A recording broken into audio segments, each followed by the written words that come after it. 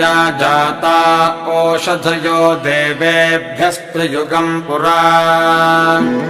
मन्दामि बभ्रूणामहगम् शतम् धामानि सप्त च शतम् वो अम्बधामानि सहस्रमुत वोरुहः अथा शतक्रत्वो योजमिमम् मे अगदम् कृत पुष्पावतीः प्रसोवतीः फलिनीरफला उत अश्वा इव सजित्परेर्वेरुधः पारयिष्णवः ओषधीरिति मातरस्तद्दो देवेरुपब्रुवे प्रपागंसि विघ्नतेरितरपश्चातयमानाः अश्वत्थेवो निषदनम् पर्णेवो वसतिः कृता गोभाजगित्किलासथ यत्स नवथ पूरुषम् यदहम् वाजयम् निमा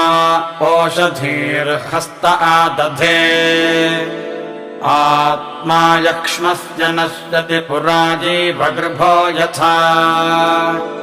यदोषधयः सङ्गच्छन्ते राजानस्तमिताविव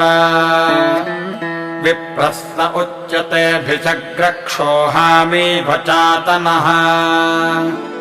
निष्कृतिर्नाम वो माताथायूजग्रस्थसङ्कृतिः सराः पतत्रिणी स्थनयदामयति निष्कृता अन्यावो अन्यामवत्त्वन्यान्यस्या उपावता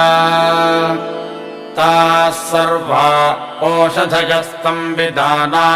इदम् मे प्रावतावचः उच्छुष्मा